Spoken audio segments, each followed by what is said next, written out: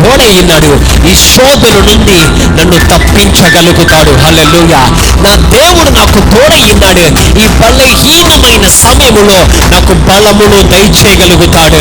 నా దేవుడు నాకు తోడైనాడు. నన్ను ఈ కుంగిపోయిన స్థితి నుండి బయటికి తీయగలుగుతాడు. హల్లెలూయా, హల్లెలూయా. ఈ రోజు నువ్వు ఏడ్చకోవచ్చు, ఈ రోజు ఇదిగో ఏడ్చకోవచ్చు. నువ్వు దేవుణ్ణి జ్ఞాపకము చేసుకుంటే రేపు సంతోషించేలా దేవుడు చేయగలుగుతాడు. హల్లెలూయా.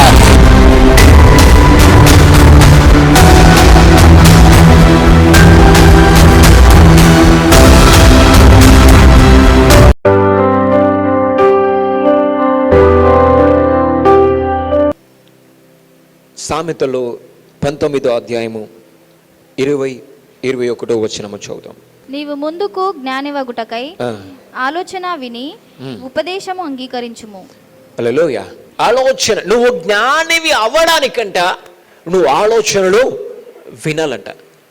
అందుకే పౌలు రాస్తాడు, బైబిల్లో కూడా రాయబడింది. ఏమని రాయబడింది తెలుసా? ఆలోచనకర్తలు అనేకులు ఉండుట ఆశీర్వాదకరం అంట.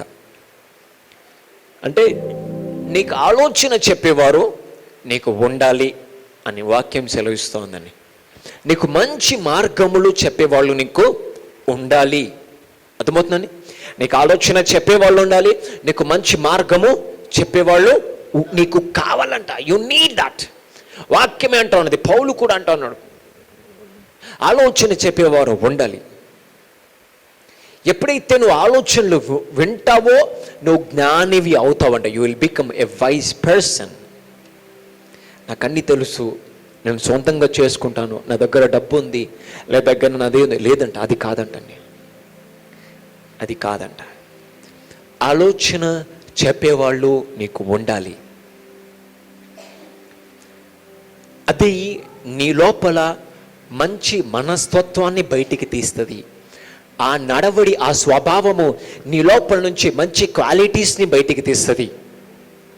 నీ లోపల ఎన్నో మంచి క్వాలిటీస్ ఉంటాయి, కానీ కొన్ని చెడ్డ క్వాలిటీస్ వలన ఆ మంచి క్వాలిటీస్ని నువ్వు దాచిపెడతావు, ఆ మంచి క్వాలిటీస్ని నువ్వు కప్పట్టేస్తావు, ఆ మంచి క్వాలిటీస్ జోలికి నువ్వు పోవు. కానీ ఇక్కడ యాక్సెప్టెన్స్ హార్ట్ నీకు కావాలి, అంగీకరించే మనసు. ఉపదేశం వినడమే కాదు, దాన్ని అంగీకరించే మనసు కూడా నీకు కావాలి. ముందులే అందరూ చెప్తున్నారు, నో నో నో. కొన్ని స్వభావాలకి నువ్వు దూరంగా ఉండాలి, కొన్ని క్రియలకి నువ్వు దూరంగా ఉండాలి. యాక్సెప్టెన్స్ అంటే నువ్వు ఎప్పుడైతే వాక్యాన్ని వింటున్నావో దాన్ని అంగీకరించాలంట. అవును, నాకు ఈ జ్ఞానము కావాలి, అవును నాకు ఈ తెలివి కావాలి, అందుకే ఈ తెలివి లేకనే ఇన్ని సంవత్సరాలు, ఇన్ని ఏళ్ళు నేను వెనకబడ్డాను, దేవుడితో సహవాసము చేయలేకపోయాను, ప్రార్థన చేయలేకపోయాను, వాక్యము చదవలేకపోయాను, ఉపవాసం ఉండలేకపోయాను, మంచి మార్గములో నడవలేకపోయాను, నాకు చెప్పేవాళ్ళు లేరు కనుకనే నేను పడిపోతూ లెగ్గుస్తున్నాను. దేవునికి ఇష్టంగా ఎన్నో సంవత్సరాలు ఉందామనుకున్నాను, కానీ అలా ఉండలేకపోయాను. కానీ ఈరోజు నువ్వు తీసుకునే మంచి నిర్ణయాలు నీకు మంచి పునాదిని వేస్తాయి. పౌలు ఆయన పత్రికల్లో, తిమోతికి రాసిన పత్రికల్లో అంటాడు, మంచి రోజులు చూడ్డానికి మంచి పునాదిని వేసుకో అని అంటాడండి. To see good days. మంచి పునాది నీకు మాత్రమే కాదు, నీ పిల్లలకు అది ఆశీర్వాదకరంగా మార్చబడుతుంది. అది నువ్వు అనుభవించాలా. ఈ మంచి పునాది ఎంతో శ్రేష్టమైనది, ఎంతో దీవెనకరమైనది. కాబట్టి నేను మంచి పునాదిని వేసుకుంటాను ఈ సంవత్సరం. అందుకే నువ్వు తప్పనిసరి ప్రార్థన చేయాలి, ప్రభువా నాకు మంచి పునాదిని వేయి ప్రభువా. మంచి పునాది, ఒక అంగీకరించి ఉపదేశమును, ఆలోచనను, నీ వాక్యాన్ని అంగీకరించి దానికి లోబడే మనస్సు నాకివ్వు. చాలామంది అంటారు లోకములో ఇలాగే ఉంటేనే నడుస్తుంది, కానీ నువ్వు ఆత్మీయంగా ఎలా ఉంటే నడుస్తుందో అని కూడా నీకు తెలియాలి. నువ్వు మంచి నిర్ణయాలు తీసుకోవాలా. అంత మాత్రమే కాదు, దాంట్లో నువ్వు నిలబడాలా, దాన్ని నువ్వు పాటించాలా, దాన్ని నువ్వు వెంబడించాలా. నేను నిర్ణయం తీసుకుంటున్నాను, లేదా నిర్ణయం తీసుకునే కంటే ముందే ప్రభువా నేను ఎటువంటి నిర్ణయం తీసుకోవాలో నాకు సహాయము చెయ్యి, నాకు నీ సహాయం కావాలి. నీ పరిశుద్ధాత్మ సహాయం నాకు లేకపోతే నా నిర్ణయాల్లో అనేక సార్లు ఫెయిల్ అయిపోయాను. ఈరోజు నీ నిర్ణయాల్లో నువ్వు ఎందుకు ఫెయిల్ అయిపోయావో కూడా నీకు ఈరోజు చెప్తానండి వాక్యం ద్వారా. ఎందుకు నీ నిర్ణయాలు నీకు సహకరించలేకపోయాయి? నీ నిర్ణయాలు ఎందుకు నీ వెంబడి రాలా? నీ నిర్ణయాల్లో నువ్వు ఎందుకు ఫెయిల్ అయిపోయావు కూడా ఈరోజు నువ్వు తెలుసుకుంటావు. ఫెలోషిప్లో ఉంటే వాళ్ళు ఆలోచనను వింటారు. ఫెలోషిప్లో ఉన్న వాళ్ళకి అడ్వాంటేజ్ ఏంటో తెలుసా? నీకు చెప్పే వాళ్ళను నీ చుట్టూ నువ్వు పెట్టుకుంటావు. నీకు చెప్పే వాళ్ళను నువ్వు చుట్టూ పెట్టుకుంటావు. అందుకే బైబిల్లో రాయబడింది, దేవుని భయము మనకి ఇంపైన సువాసన అంట. అర్థమైందండి? నీకు చెప్పేవాళ్ళు ఉండటం వలన, నువ్వు వాళ్ళకు లోబడటం వలన, లేదా నీ తండ్రికి, నీ దేవునికి, నీ కాపరికి, నీ ఫెలోషిప్ని మెయింటైన్ చేస్తూ వాటిని నువ్వు క్రమముగా నడుచుకోవటం వలన నీ జీవితంలో మంచి మేలులు బయటికి రావడం నువ్వు చూస్తావు. అవి దాచిపెట్టబడవు, అవి బయటికి వస్తాయి. నీ హృదయంలో ఆలోచనలు అనేకములు పడతాయి. కానీ డిసిజన్ ఎవరితో తెలుసా? దేవునిది. మై గాడ్, అర్థమైందా? ఇప్పుడు నువ్వు అనుకుంటావు నీ డిసిజన్ ఫైనల్, డిసిజన్ తీసుకొని నీ డిసిజన్ ఫైనల్ అనుకుంటావు. ఫైనల్ అవ్వదు. దేవుడు దాన్ని ఎక్కడో చేంజ్ చేస్తాడు, ట్యూన్ చేస్తాడు, మళ్ళీ ఇట్లా తిప్పుతాడు. మనం మిక్సీ తిప్పినట్టు 1 2 3 మళ్ళీ రివర్స్ అవుద్ది కొన్నిసార్లు. మరి ఎలా బ్రదర్ ఇది రివర్స్ అవ్వకుండా ఉండాలంటే? ఎంతమందికి అర్థమైంది? డాక్టర్ ఏదమ్మని స్టార్ట్ చేస్తాడు బండి, హాస్పిటల్లోనే ఉంటాడు కానీ నర్సులు ఎక్కువ ఉంటాడు. నీ డిసిషన్స్ కొన్నిసార్లు నీకు సహకరించలేకపోతున్నాయి. ఎందుకు తెలుసా? నువ్వు దేవుని తీర్మానాన్ని తెలుసుకోవట్లా. నువ్వు అనుకుంటావు ఈ మార్గములో వర్ధిల్లాలి. దేవుడు అంటాడు, నిన్ను ఈ మార్గములో వర్ధిల్ల చేయాలనుకుంటున్నాను. నువ్వు అనుకుంటావు ఈ మార్గములో ఏమీ లేదనుకుంటావు, కానీ నీ కనబడనిది, నీ కనబడింది అల్లా నీ హృదయములో పుట్టిన ఆలోచనలే. కాబట్టి నీ ఆలోచనలు నువ్వు వెంబడిద్దాం అనుకుంటావు. దేవుడు అంటాడు, అది నిన్ను వర్ధిల్లింప చేయదు. నేను తీర్మానము చేస్తున్నాను కనుక నేను ఈ మార్గములో నిన్ను వర్ధిల్ల చేస్తాను. హల్లెలూయా. చాలామంది ఎక్కడో ప్రారంభించి ఎక్కడో ముగించిన వాళ్ళు ఉన్నారు. ఎంతోమంది ఎలానో వారి జీవితం ప్రారంభించి మధ్యలో తిరిగి వాటిని విడిచిపెట్టి దేవుణ్ణి వెతికి వర్ధిల్లిన వాళ్ళు అనేకులు ఉన్నారు. ఒకవేళ నీ నిర్ణయాలు చెడ్డవైతే వాటిని గ్రహించి వాటిని మంచి వైపు మరలించు. హల్లెలూయా. నువ్వు మళ్ళించవనుకో చాలా మేలు. దేవుడు మళ్ళించాడనుకో కొన్నిసార్లు నీకు గాయమవుతుంది, నీకు బాధ అవుతుంది, అయ్యో నేను అది చేయలేకపోయాను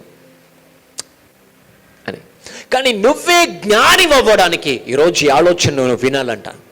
ఎందుకంటే దేవుడు ఉద్దేశం నీ పట్ల చాలా ఉన్నతమైనదిగా ఉన్నది. చెప్పండి ఆమేన్. ప్రోవర్బ్స్ అదే సామెతలు 16వ అధ్యాయము 9వ వచనము. ఒకడు తను చేయబోవునది హృదయములో ఆలోచించుకుంటాడంట. ఫస్ట్ ఏదైతే చేద్దాం అనుకుంటాడో అది ఎక్కడి నుంచి స్టార్ట్ అవుతుందో తెలుసా? హృదయంలో నుంచి స్టార్ట్ అవుద్ది. కొన్నిసార్లు నువ్వు తక్కువ ఏదో చేయవు, అది నీ హృదయంలో జొచ్చుతుందంట ఫస్ట్. మరి శోధనని ఎలా జయించాలి brother? Hallelujah, hallelujah. Are you there? మరి ఎలా ఈ శోధనను జయించాలి? అది హృదయంలో చొచ్చింది. కొన్నిసార్లు దాని క్రియలను దాని క్రియరూపకంగా దాల్చే వరకు శోధన కొన్నిసార్లు మనిషిని విడిచిపెట్టదు. ఇది అర్థమైందని? దాన్ని క్రియ రూపకంగా దాల్చే వరకు అది మనిషిని కొన్నిసార్లు విడిచిపెట్టదు. ఎప్పుడు విడిచిపెడదో తెలుసా? నువ్వు దేవునితో సహవాసము చేసినప్పుడే ఆ శోధన నిన్ను విడిచిపెడుతుంది. లేదంటే కొన్నిసార్లు నిన్ను ఆ అలవాట్లోకి లేదా ఆ తలంపు నీ దగ్గర ఉండే వరకు అది నిన్ను పోదు. అయితే ఇది ఎలా విడిచిపోతుందో తెలుసా? Heart and mind management system. ప్రతి దానికి ఒక క్రమము ఉన్నది. అందుకే దేవుడు నరుని హృదయములో ఆలోచనలు అనేకములు పుట్టును, కానీ యెహోవా ఉద్దేశమే, యెహోవా తీర్మానమే ఫైనల్. నీ లోపల ఎన్ని పుట్టినా కొన్నిసార్లు నువ్వు వెదకాల, పేజీలన్నీ జరిపి నా పేజ్ ఏది, హల్లెలూయా, నా పేజ్ ఏది, నేను ఏం చేయాలి? అందుకే పౌలు ఒక మాట అంటాడు, నాకు అన్ని చేయడానికి అథారిటీ ఉంది. మై గాడ్, ఈ భూమి మీద ఎవరికి లేదు తెలుసా ఇటువంటి అథారిటీ? అన్నిచ్చి my God are you there? ఒకవేళ ఇదే ఒక్క మాట చెప్పాను అనుకో, నువ్వు ఇంకా రెక్కల మీద పై కట్టుకొని ఎగురుతావు ఈ ఒక్క మాట చెప్తే. అంత అథారిటీ ఇచ్చాడు దేవుడు. కానీ అదే పరిశుద్ధాత్ముడు పౌలును ప్రేరేపిస్తాడు, అన్నీ మంచివి కావు. ఎందుకు మంచివి కావో తెలుసా? కొన్ని నువ్వు పట్టుకున్నావు అనుకో, కొన్ని అపవాది నిన్ను వాటితోని నిన్ను వెంబడిస్తుంది. అందుకే అంట ఎన్ని నీ ఆలోచనలు నీ లోపల పుట్టించినా అపవాది, ఎన్ని ఆలోచనలు నీ లోపల పుట్టినా నువ్వు అనాలా ప్రతిరోజు, నేను నీతిమంతుడను హల్లెలూయా, నేను పరిశుద్ధుడను హల్లెలూయా, నేను యేసు రక్తము చేత కడగబడ్డాను హల్లెలూయా. నువ్వు అనాలా, నా లోపల ఉన్నవాడు లోకములో ఉన్నవాని కంటే గొప్పవాడు అని నువ్వు అనాలా హల్లెలూయా. కొన్నిసార్లు కొంతమందిని కూడా అపవాది ఆ పాపములో పడే వరకు విడిచిపెట్టదు. పాపములో పడ్డ తర్వాత అమ్మయ్యా విని పడేస్తాను అని అనుకుంటుంది. తర్వాత నీకు బాధ స్టార్ట్ అవుతుంది. అబ్బా ఎందుకు తిన్నానో, ఎందుకు ఈ పాపం చేశానో, ఎందుకు ఈ తప్పు చేశానో, ఎందుకు ఈ మాటలు అన్నానో, ఎందుకు వాళ్ళకి అన్నం పెట్టలేదో, ఎందుకు వాళ్ళని దగ్గరికి తీయలేదో, ఒక గిల్టీ స్టార్ట్ అవుతుంది. నువ్వు అనుకుంటావు సాటిస్ఫై అవుతాను ఆ మాటలు అంటే అనుకుంటావు, కానీ అవ్వవు. నీ ఆత్మ, నిజమైన ఆత్మ ఉన్న వాళ్ళు పశ్చాత్తాపడతారండి. A true spirit person will repent if something wrong happens. నేను ఒక వ్యక్తిని చూశానండి, నిజంగా చెప్తున్నాను. ఒక వ్యక్తిని చూశాను, అన్న నా ఆఫీస్లో ఇలా ఒక రాంగ్ జరిగింది, నాకేం చేయాలో అర్థం కావట్లే అని అన్నాను. ఆయన ఏం చేస్తాడో తెలుసా? నా దగ్గరికి రాకముందు ఫస్ట్ ప్రేయర్ చేశాడు. ప్రభువా ఈ రాంగ్ జరిగిందయ్యా, నన్ను క్షమించి నా మీద దయ చూపయ్యా అని ప్రార్థన చేస్తాడు. ఆ క్వాలిటీ నేను అన్నాను, నువ్వు నా దగ్గరికి రాకముందు నువ్వు దేవుని దగ్గరికి వెళ్ళావు అంటే ప్రార్థన చేసావు, నీ తప్పును ఒప్పుకున్నావు, కాబట్టి దేవుడు నీ మీద గొప్ప కనికరం చూపిస్తున్నాడు. ఎందుకంటే నీ దగ్గర ఉన్న గొప్ప లక్షణము, క్వాలిటీ ఒకటి నాకు దేవుడు బయలుపరుస్తున్నాడు. ప్రతిసారి నువ్వు దేవుణ్ణి ఆశ్రయించుతున్నావు, అది దేవునికి చాలా నచ్చింది. కాబట్టి ఈ సమస్యలో నుంచి దేవుడు నిన్ను విడిపించబోతున్నాడు అనే ప్రవచనం ఆయనకు వచ్చిందండి. వారం రోజుల లోపల ఆయనకు పెద్ద రిమార్క్ పడుతుంది అనుకున్నాడు, కానీ వారం రోజుల లోపల ఆ రిమార్క్ ఆయన మీద ఆయనకు ప్రమోషన్ వచ్చిందండి. పశ్చాత్తాపపడే మనస్సు దేవుని సన్నిధిని, దేవుని కృపను ఆకర్షిస్తుంది. ఎన్నో తప్పులు, పొరపాట్లు నీ ద్వారా జరుగుతాయి, కానీ కొన్నిసార్లు నిన్ను నువ్వు సరిచేసుకునే జ్ఞానవంతునివి నువ్వు అవ్వాలా. ఎప్పుడైతే తెలుసా? నువ్వు ఒక నిజమైన కాపరితత్వము కింద ఉన్నప్పుడే, నిజమైన దేవుని సన్నిధిలో ఉన్నప్పుడే ఆ పశ్చాత్తాపపడే మనస్సు ఉంటుంది. భర్త మంచోడు కాదు, చెడ్డవాడు, భార్య మంచి తప్పులు చేస్తామని క్షమించే మనస్సు, ప్రేమించే గుణము నీ లోపల ఉండాలి. వాళ్ళ తప్పులు వాళ్ళు తెలుసుకుంటారు, వాళ్ళ పాపం, వాళ్ళ మంచి మనస్సును వాళ్ళు పొందుకుంటారు తెలియ. హృదయంలో ఫస్ట్ ప్లాన్ ఎక్కడికి వస్తుందంట? హృదయంలోకి వస్తుందంట. హృదయంలోకి వచ్చి నడుస్తూ ఉంటే దేవుడు అంటాడు, ఆహా ఇటు తిరుగిటు తిప్పుతాడు, నడు. నువ్వు అనుకుంటావు అక్కడ ఉంది ఆశీర్వాదం, ఇక్కడికి పోయిన తర్వాత కనిపిస్తుంది అక్కడ ఉంది అనుకున్నాను, కానీ ఇక్కడే ఉంది. Hallelujah, my God, you will feel surprise. నువ్వు ఆశ్చర్యపోతావు. అనేక తలంపులు నన్ను నీ హృదయంలో పడతాయంట, కానీ నీ కాళ్ళు ఎవరి చేతుల్లో ఉన్నాయంట? దేవుని చేతుల్లో ఉన్నాయంట. మై గాడ్, హల్లెలూయా. అందుకే నువ్వు ఎటువైనా మళ్ళా తిప్పుతాడు ఇట్లా. మై గాడ్, హల్లెలూయా. ఎందుకంట నువ్వు తిరిగి జన్మించావు, నువ్వు ఆయన శక్తి చేత, ఆయన ఆత్మ చేత నింపబడ్డావు. దుష్టుడు పుట్టిస్తాడు, లేదా నీ లోపల ఎన్నో తలంపులు పుడతాయి. దుష్టుడు అంటాడు అక్కడికి వెళ్ళు, అక్కడ. మై గాడ్, దేవుడు అంటాడు నువ్వు నా దగ్గర ఉన్నావు, నేను నిన్ను ఎట్లా మర్చిపోతా, నేను నిన్ను ఎట్లా విడిచిపెడతా, నిన్ను ఎట్లా అమార్గములో గుండా నడిపిస్తా. మెల్లిగా దేవుడు నీకు టర్నింగ్ పాయింట్ ఇస్తాడు, ఎక్కడో టర్న్ అవుతావు. My God, hallelujah. నీ కాళ్ళు దేవుని చేతుల్లో ఉన్నాయి. Hallelujah, my God, are you there? ఎంతమందికి అర్థమైంది చెప్పాలి ఒకసారి? నీ కాళ్ళను చూసుకొని దేవుని చేతిలో ఉన్నాయి. ఎందుకో తెలుసా? ఇంకొక మాట రాయబడింది కాళ్ళ గురించి, ఒకని కాళ్ళు పాపము చేయడానికి పరిగెత్తుతాయంట. కానీ ఇక్కడ రాయబడింది ఏమో తెలుసా, ఒకడు తను చేయబోనది హృదయములో యోచించుకొనును, కానీ యెహోవా వాని నడతను స్థిరపరచును. ఎవరు స్థిరపరుస్తారో తెలుసా? నిన్ను దేవుడే. నీ హృదయములో ఎన్ని ఆలోచనలు ఉన్నాయో దేవుడికి తెలుసు. దేవుడు దాన్ని స్థిరపరచుతాడు. నువ్వు అనుకోవాలా, నేను అనుకున్నాను ఎంత కష్టమో, శ్రమో, దుఃఖమో, భారమో, లేమే వస్తుంది అనుకున్నాను. కానీ నా దేవుడు నా దగ్గరికి రానివ్వలేదు. హల్లెలూయా. నా దేవుడు నా దగ్గరికి రానివ్వలేదు. మై గాడ్, హల్లెలూయా. నా దేవుడు నాకు కాపుదలనిచ్చాడు. నా దేవుడు నాకు కృపనిచ్చాడు. నా దేవుడు నాకు క్షేమమునిచ్చాడు. నా దేవుడు నాకు సమాధానమునిచ్చాడు. నా దేవుడు నాకు సంతోషాన్ని ఇచ్చాడు. నా దేవుడు నాకు ఆరోగ్యమునిచ్చాడు. తండ్రి నీకు వందనాలు. హల్లెలూయా, హల్లెలూయా. చూద్దాం ఒక వచనం, కొన్ని వచనాలు చూపిస్తాను, so that you can build your confidence in God. యెర్మయా గ్రంథం 10వ అధ్యాయము 23వ వచనం. యెహోవా తమ మార్గం నేర్పరచుకొనుట, తమ మార్గములు ఏర్పరచుకొనుట నరుల వశంలో లేదని, నరుల వశములో లేదని, మనుషులు తమ ప్రవర్తన యందు సన్మార్గమును ప్రవర్తించుట వారి వశంలో లేదని నేను ఎరుగుదును. కొన్నిసార్లు మంచిగా ఉండలేవు. నీ చుట్టూ అందరూ చెడ్డవాళ్ళు అన్న తర్వాత నువ్వే ఇట్లా మంచిగా ఉండవుతావు? ఉండలేవు, నువ్వు అవ్వలేవు. కొన్నిసార్లు నీకు ఎవరి సహాయం కావాలో తెలుసా? నీకు పరిశుద్ధాత్మ సహాయం కావాలి. ఆ క్వాలిటీస్ అన్ని ఎవరి లోపలనే తెలుసా? పరిశుద్ధాత్మను లోపలున్నాయి. నిన్ను కరెక్ట్ మార్గంలో నడిపించాలంటే నీ వల్ల అవదంట. ఎవరి వల్ల అవుతుందో తెలుసా? నీ లోపల పరిశుద్ధాత్మని వల్ల అవుతుందంట. హల్లెలూయా. ప్రభా, ఆ సిస్టర్కి ప్రార్థన చేద్దాం అనుకున్నానయ్యా, ఆ సిస్టర్కి అద్భుతం జరగాలయ్యా. మై గాడ్, నీవు ఇలాంటి ప్రేరేపణ కానీ ఇలాంటి నడిపింపు ఎలా వస్తుందో తెలుసా? పరిశుద్ధాత్ముడు నీ లోపల ఉన్నాడు కనుక. ప్రభా, నేను వాళ్ళ గురించి ప్రార్థించుదాం అనుకుంటున్నాను. వాళ్ళ గురించి ప్రార్థిస్తే నా ప్రార్థన ద్వారా అద్భుతం జరుగుద్దా? నీవు ప్రార్థన చేస్తే అవదేమో, కానీ నీ లోపల పరిశుద్ధాత్ముడు ఉన్నాడు కనుక తప్పనిసరి అవుతుంది. హల్లెలూయా. సామెతలు 20-24 వచనాలు. ఒకని నడత యెహోవా వశము. మై గాడ్, ఇప్పుడు అర్థమైందా? ఫస్ట్ ఏమో దేవుడు అన్నాడు, నువ్వు ఆలోచనలు నీకు వస్తాయి. సెకండ్ ఏమో దేవుడు అంటున్నాడు, నీ కంట్రోల్లో లేదు. థర్డ్, దేవుడు ఏమన్నా తెలుసా? దేవుని కంట్రోల్లో ఉంది.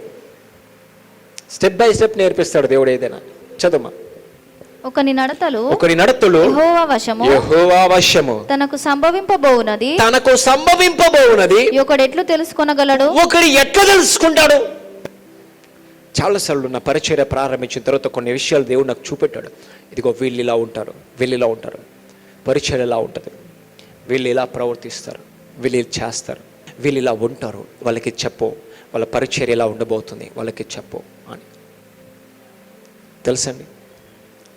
అయితే నీకు తెలియాల్సిన విషయం, నీ ఫ్యూచర్ గురించి ప్రవచనం వచ్చిందనుకో, అది నీకు చాలా బెనిఫిట్. ఎందుకంటే నీ ఫ్యూచర్ నీకు తెలీదు కనుక. హల్లెలూయా. ఇచ్చేసాడంట. చూడండి, దేవుడు గాడ్ ఈజ్ ఎ సెన్సిటివ్. కొన్నిసార్లు దేవుడు చాలా సెన్సిటివ్గా ఉంటాడు. నీకు చాలా చెప్తాడు, ఇచ్చేయి ఆస్తి అంటే ఇచ్చేసాడంట. చిల్లి గవ్వగులేదంట, అన్నీ పోయినాయంట. కానీ గొప్ప విషయం ఏంటంటే దేవుడికి తెలుసు, ఎందుకంటే అది నీ కంట్రోల్లో. చెప్పాలి, నీ కంట్రోల్లో లేదు. నీ కంట్రోల్లో ఉందా? ఎవరి కంట్రోల్లో ఉంది? ఆ విషయం ముందే చెప్తే ప్రభువా నీ దగ్గర పెట్టుకో అని అనేటోడా లేదా? ఏమనేటోడు? ప్రభువా నాకు అర్థమైంది, నా కంట్రోల్లో, నీ కంట్రోల్లో. కాబట్టి ఏం కనిపించింది? Future. Hallelujah.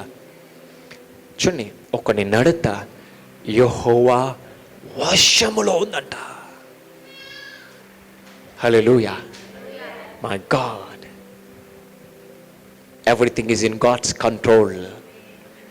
And the same God will benefit you. Hallelujah. అదే దేవుడు నీకు లాభము మేలు కలిగేలా నిన్ను దీవిస్తాడు. ఒకడు ఎట్లా తెలుసుకుంటాడండి అతనికి సంభవింపబోయేది? ఎట్లా తెలుసుకుంటాడు? ఎట్లా తెలుసుకుంటాడు? తెలుసుకోలేకపోతున్నాడు కనుకనే పడిపోతున్నాడు. తెలుసుకోలేకపోతున్నాడు కనుకనే శ్రమలు వస్తున్నాయి. తెలుసుకోలేకపోతున్నాడు కనుకనే నష్టములు ఎదుర్కొంటున్నాడు. తెలుసుకోలేకపోతున్నాడు కనుకనే గాయమైతోంది హృదయంలో. ఇంట్లో నెమ్మది లేదు, పిల్లల పరిస్థితి బాగాలేదు, భర్త బాగలేడు, భార్య సరిగ్గా లేదు. భర్త బాగా ఉంటే భార్య సరిగ్గా లేడు, భార్య భర్తలు సరిగ్గా ఉంటే పిల్లల పరిస్థితి సరిగ్గా లేదు, పిల్లలు సరిగ్గా ఉంటే తల్లిదండ్రులు సరిగ్గా లేరు. ఎట్లా తెలుస్తుందంట ఒకడికి ఈ సంగతులన్నీ ఎలా తెలియపరచబడతాయి? నువ్వు దేవుణ్ణి ఆశ్రయించలేకపోతున్నావు కనుక నీ సరిహద్దులో, ఈ పరిస్థితులు నీ కంట్రోల్లో లేవు. నీ కంట్రోల్లో లేవు. ఏంటి ప్రభువా, నేను ఆత్మీయున్నేనా, ప్రార్థనా పరుణ్ణేనా అని వ్యక్తిగతంగా ఎవరికి వాళ్ళు ప్రశ్నించుకునే పరిస్థితులు వచ్చాయి. ఎందుకో తెలుసా? నీ మార్గాన్ని నువ్వు దేవుని చేతికి అప్పగించట్లా, నీ ప్రార్థనను నువ్వు దేవుని చేతికి అప్పగించట్లా. కాబట్టి నీది ఏది నీ కంట్రోల్లో ఉండట్లా. అనుకుంటున్నావు అన్నీ నా కంట్రోల్లో ఉంటున్నాయని. లేదండి, లేదు. ఒక సిస్టర్ చాలా కాలం కింద మాట్లాడింది, బ్రదర్ చాలా బిజినెస్ చేశాం, మేము చాలా రకాల బిజినెస్ చేశాం, మేము చెయ్యని బిజినెసే లేదు, కానీ మా చేతిలో ఇప్పుడు ఏ డబ్బు లేదండి, ప్రతి బిజినెస్ లాస్ అయిపోయాం. ఇప్పుడు మా హస్బెండ్ ఏ బిజినెస్ చేయట్లేదు, ఇంట్లోనే ఉంటున్నాను, నేను ఒక్కదాన్నే జాబ్ చేస్తున్నాను, ఆయన ఇంట్లోనే ఉంటున్నాను, ఉద్యోగం కలట్లేదు, బిజినెస్ చేయట్లేదు, మేమేం చేయాలో మాకు అర్థం కావట్లే, మాకు వచ్చే జీతం మాకు సరిపోవట్లే, మేము అనుకున్నాము ఇందులో కాపోయినా ఇందులో వాడు దిల్లుతాం, ఇందులో కాపోయినా ఇందులో వాడు దిల్లుతాం. నీకు దేవుని ప్రణాళిక తెలియకపోతే నువ్వు ఏ మార్గమైనా వెళ్ళడానికి ఆలోచిస్తూ ఉంటావు. కాబట్టి నీకు తెలియాలి దేవుడు నిన్ను ఏ మార్గములో ఉంచాలి అని అనుకుంటున్నాడు. నీకు తెలియాలి నువ్వు ఏ మార్గములో నడవాలి, ఏ మార్గాన్ని విడిచిపెట్టాలి.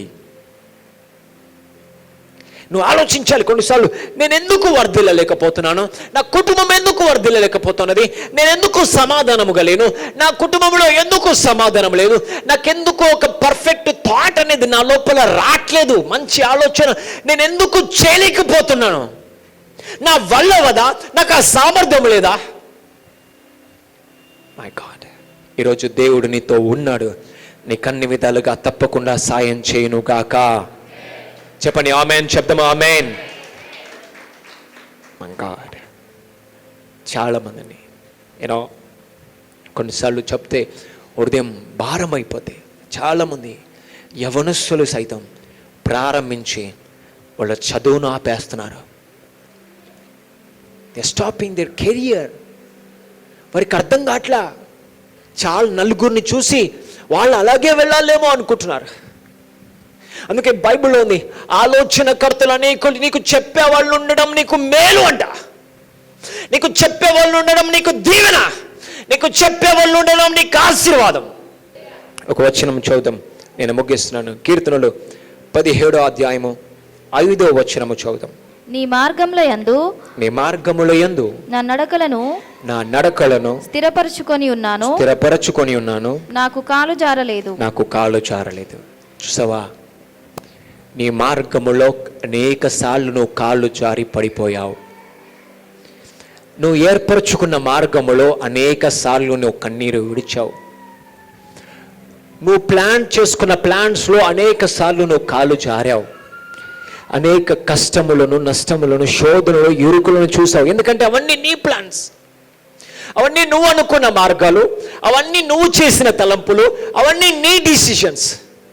ఎన్నో సంవత్సరాలు పడిపోయాను, లేసాను, దుఃఖపడ్డాను, ఆయాసపడ్డాను, వేదనను, లేమిని, కష్టమును, నష్టమును సహాయం చేసేవాళ్ళు లేక, తిన్నవా అని అడిగిన వాళ్ళు లేక, ఒక 10 రూపాయలు ఇచ్చేవాళ్ళు లేక నా మార్గములో వెతికాను. ఎంతో మంది ఉంటారేమని, ఎవ్వరు లేరయ్యా, ఎవ్వరు లేరు. అందరు నిందించేవాళ్ళు, గాయపరచేవాళ్ళు, వేలెత్తి చూపేవాళ్ళే. కానీ భక్తుడు అంటున్నాడు, నా కాలు జారలేదు, ఎందుకంటే నేను నీ మార్గములో వెళ్తున్నాను. హల్లెలూయా. నేను నీ మార్గములో వెళ్తున్నాను కనుక నా కాలు జారలే. హల్లెలూయా. మై బ్రదర్, నీ మార్గాలు వేరు, దేవుడి మార్గములు వేరు. దేవుని మార్గములో నడవడానికి సంకోచించకు. దేవుడి మార్గములో నడిస్తే అందరూ తక్కువ చూపు చూస్తారేమో, వెలివేస్తారేమో, వీళ్ళు బలహీనుడు, వీడు పనికిరాని వాడు, లేదా నేను తక్కువ చూపు చూస్తారేమో అని అనుకుంటున్నామేమో. లేదండి, నీకు ఎలా ఘనత రావాలో, ఎలా నీ తల ఎత్తాలో, ఎలా నిన్ను నిలబెట్టాలో, ఎలా నిన్ను ఆశీర్వదించాలో, ఎలా నిన్ను హెచ్చించాలో దేవుడికి అది కూడా తెలుసు.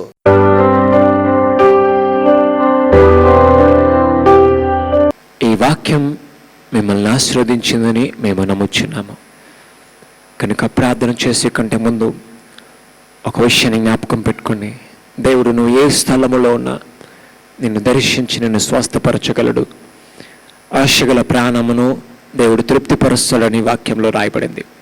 నీకే బలహీనత ఉన్నా, శరీరంలో అనారోగ్యత ఉన్నా, ఒకవేళ సమస్య ఉన్నా, ఇబ్బంది ఉన్నా, ఇరుక్కున్నా, తప్పకుండా ప్రార్థనలో ఏకీభవించండి. ప్రభు తట్టు చూడండి. ప్రభువా, నన్ను దర్శించండి, నన్ను స్వస్థపరచండి. నీ హృదయపూర్వకముగా ఒక చిన్న ప్రార్థన తప్పకుండా చేయండి. ఆయన నిన్ను ముట్టి నీకు నెమ్మదినిచ్చి, నీకు అద్భుతము చేసి, నిన్ను స్వస్థపరచి, నీకు క్షేమమునియగల దేవుడు మనతో ఉన్నాడు. ప్రార్థన చేద్దాం. ప్రార్థనలో ఏకీభవించండి. పరిశుద్ధుడైన దేవా, సజీవుడు అయిన తండ్రి, సర్వశక్తిమంతుడా, జీవం గల దేవా, జీవాధిపతి, నీకు వందనాలు తండ్రి. వాక్యము ద్వారా ప్రభువా మీరు మాతో మాట్లాడినారు ప్రభువా, నీకు వందనాలు తెలియచేస్తున్నాం తండ్రి.